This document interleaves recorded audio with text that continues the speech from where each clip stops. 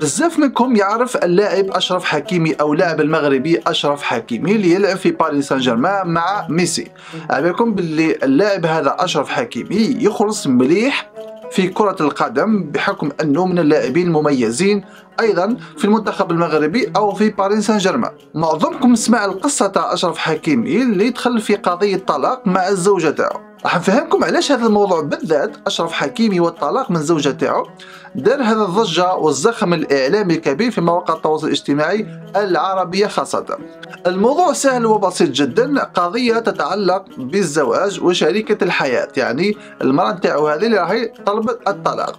الغريب في الأمر ماهوش في الطلاق، ماهوش في أشرف حكيمي، ماهوش في واش دار أشرف حكيمي ولا واش دارت الزوجة تاعو. وهذا هو الشيء اللي أنا استغربت منه. ولا واحد سقسى في الصفحات ولا في التعليقات أشرف حكيمي واش دار حتى طلقوا وعلاش الزوجة تاعو طلبت الطلاق. واحد فيه مذكر السبب.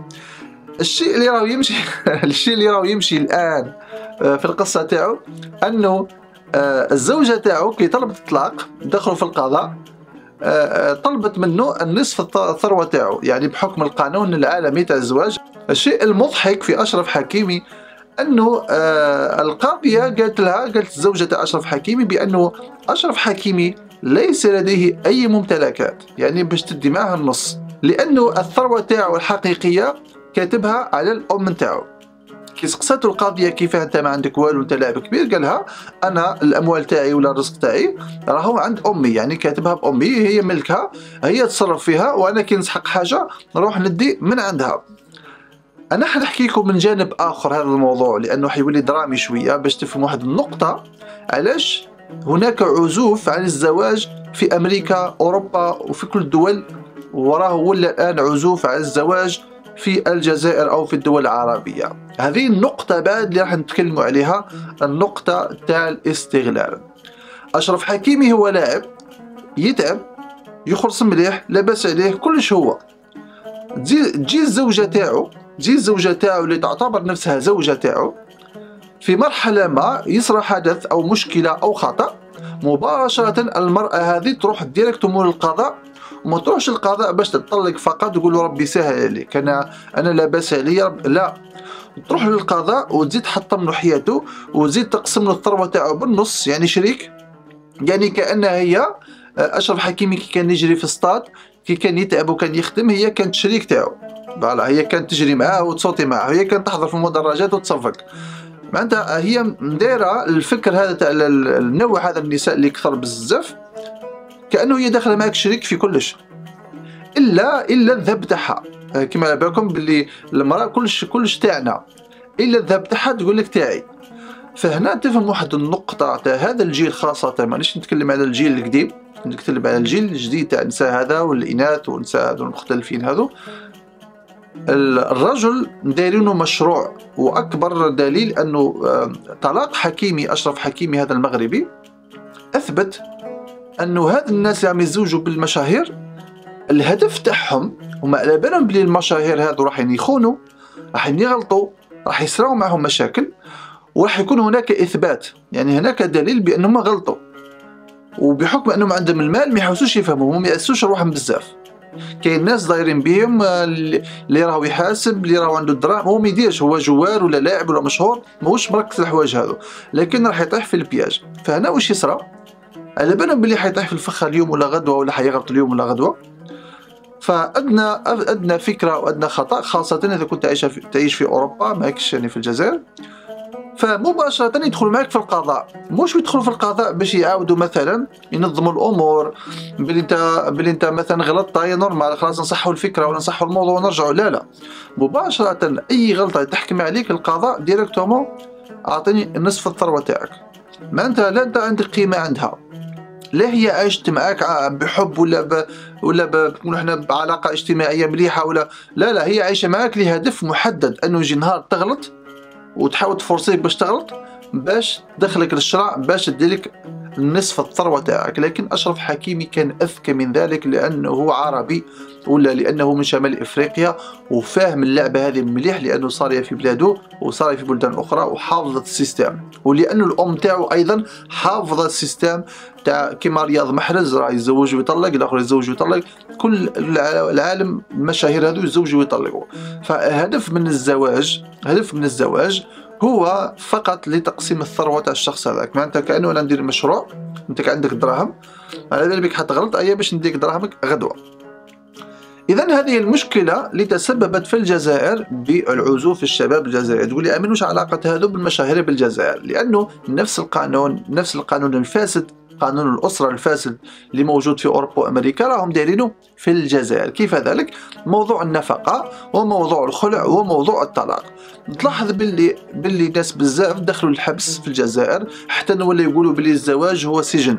يعني اذا تزوجت توقع باللي راك تروح السجن في اي لحظه. وكي نقول السجن مانيش نقول 10 ايام ولا تقريبا من 6 اشهر، ما كاين 6 اشهر نحاول تقريبا عامين على اجل من اجل النفقه. رغم انه على بالهم بلي انت ما عندكش وبطال ولا ما تخدمش، كي تتزوج وما تنفقش مباشره المراه ذيك تروح تشكي بك مباشره. يعني لا توجد، لا كي تسمع قصص بزاف ماهيش نجيبوا قصه خياليه.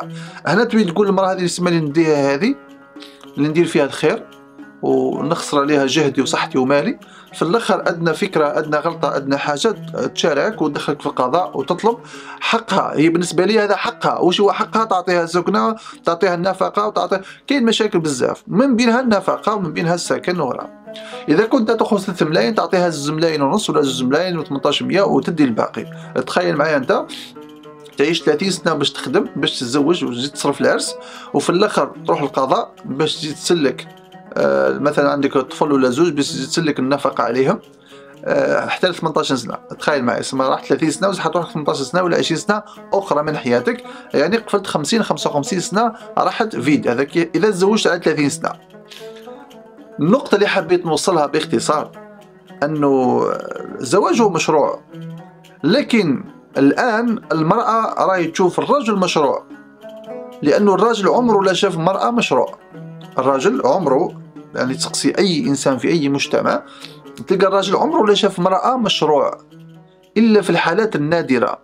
وحتى لو كان شاف مرأة مشروع يقولك مثلا نديها قاورية، نديها عندها دراهم، نديها عندها كذا.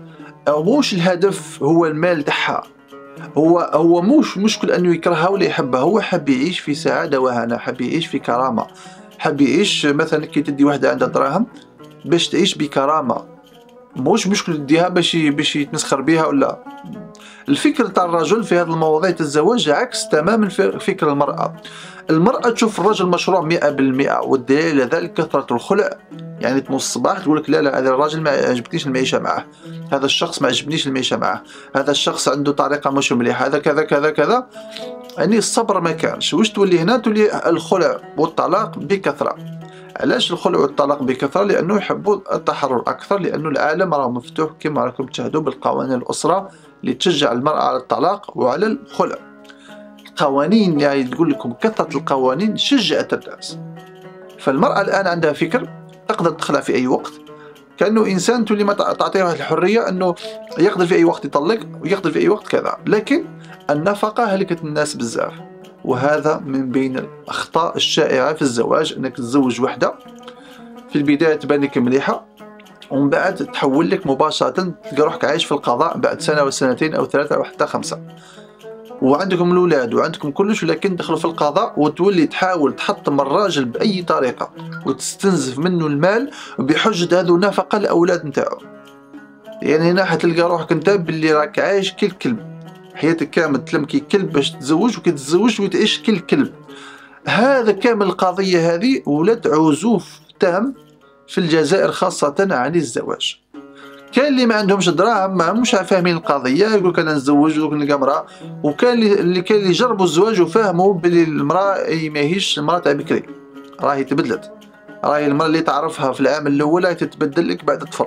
يعني ممكن تجيب طفل تبدل لك عقلية 360 درجة، وأي غلطة وأي مشكلة راح تدخلك القضاء مباشرة، راح تصبح في السجن وتصبح في مشاكل وتصبح في مصاريف وتصبح في أمور أخرى أنت غنى عنها، خاصة الزوالي. لانه اللي عنده دراهم ما يخافش يخبطها باكي بزوز وروح تروح، اما اللي ما عندوش راح يبقى يسلك. هذا هو البروبليم يا جماعه. عليها انا حكيت على اشرف حكيمي باش نبين لكم برك الاسباب عزوف الناس على الزواج، خاصه كي يسمعوا قصه اشرف حكيمي بانه المراه تطلب. تخيلوا انتم المراه اشرف حكيمي تطلب نصف الثروه تاعو، وين هي المحبه، وين هي الصداقه، وين هي بيناتهم الاولاد، وين هي يعني ما رحمتوش مباشره، يعني كانه هذاك ملكها، كأن الثروه هذيك ملكها. مادام الثروه هذيك نص ملكك، اشرف حكيمي كان معيشك احسن معيشه، كان مقلشك احسن تقلاش، لاباس عليك وصارف عليك كلش. يعني كي تطلقي تقول لي هذيك نصف الثروه تاعي، على اي اساس ملكك؟ شكون يعطاها لك؟ الشرع. ربي ما عطالكش نصف الثروه، ربي ما عطالكش، ما كاين حتى حاجه في الدين تدل على هذا الموضوع. كان مبلغ مالي ممكن يعطيه لك، ولكن مش لدرجه تاع نصف الثروه. ثاني شيء تقول لي القانون، امور قانونيه معناتها امور علمانيه. انا كي نقول قانون اسره انا نقول ماسونيه، نقول علمانيه، نقول فساد الاسره. هذا هو لانهم هما راهم خارجين من القران يفسدوا فيه ويحب يخلقوا قوانين. امر واضح هو فساد الدين، حابين يفسدوا الدين ويفسدوا المجتمع باي طريقه، لانه المجتمع كان لاباس عليه بكري وفسدوه، كان يفسدوا فيه ويعمدوا باش يفسدوه بحجه انه محقورين، وباللي محقورين باللي انت تقول لي باللي تساوي بين الرجل والمراه. تساوي بين الرجل والمراه علاش؟ غير في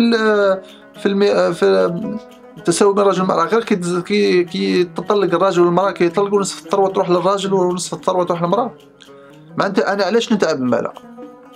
فهمتوا علاش لي زاميريكان خاصه ما يتزوجوش؟ علاش الامريكيين ما همش يتزوجوا؟ صاي فهموا الفيلم. علاش شاكيرا وبيكي 7 سنين ولا 8 سنين بيناتهم ولا مش عارف انا قدام سنه بصح جامي يتزوجوا، وراهم مش طلقوا دركا، راهم افترقوا برك وبيناتهم الاولاد وكلش.